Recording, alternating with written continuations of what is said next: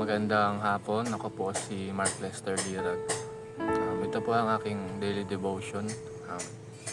Humility makes us beautiful na tinalakay po ni Pastor Russell Ocampo sa 365 daily devotion.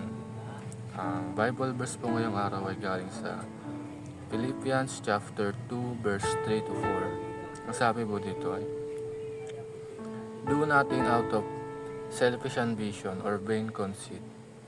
Rather, in humility, value others above yourselves, not looking to your own interest, but each of you to the interest of others." Ang sabi po dito is, huwag tayo maging selfish or ambitious at imbes na tayo ay magpakumbaba at ituring natin ang ibang tao na mas mataas kaysa sa atin. At unahin natin ang kapakanan ng ibang tao sa atin upang tayo ay maging greatest. Ang unang katuruan is, humility is being selfless. Ang pagiging selfless ay hindi pagpapakumbaba sa sarili.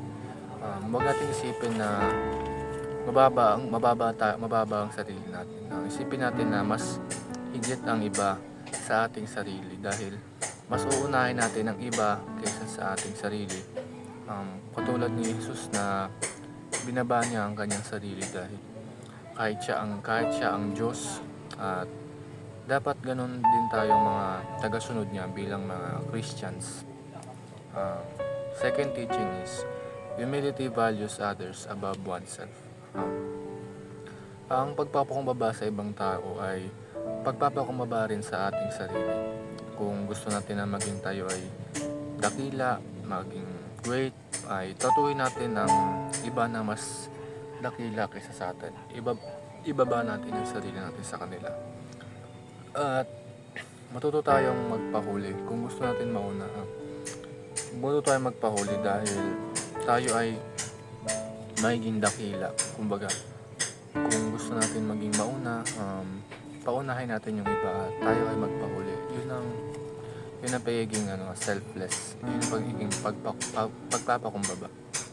Ang huling katuruan is, humility seeks the good of others. Ang pagpapakumbaba sa sarili ay iniisip ang kapakanan ng ibang tao. At kung gusto natin maging dakila o greatest, na dapat unahin natin isipin ang ibang tao, ang kapakanan ng ibang tao bago ang ating sarili. Yun nga, katulad ni Jesus na iniisip niya ang kapakanan natin, mga makasalanan sa mundo, kaya siya ay bumaba, nagkatawang tao siya at nagpakahirap siya sa krus ng Kalbaryo upang maligtas tayo sa ating mga kasalanan. At ang realizations ko sa devotion ngayon is, magpakumbaba tayo upang tayo ay umangat. Kasi sabi nga is, kung sino ang nagpapakumbaba ay siyang itataas at ang nagmamataas ay siyang binababa. Yun lamang po.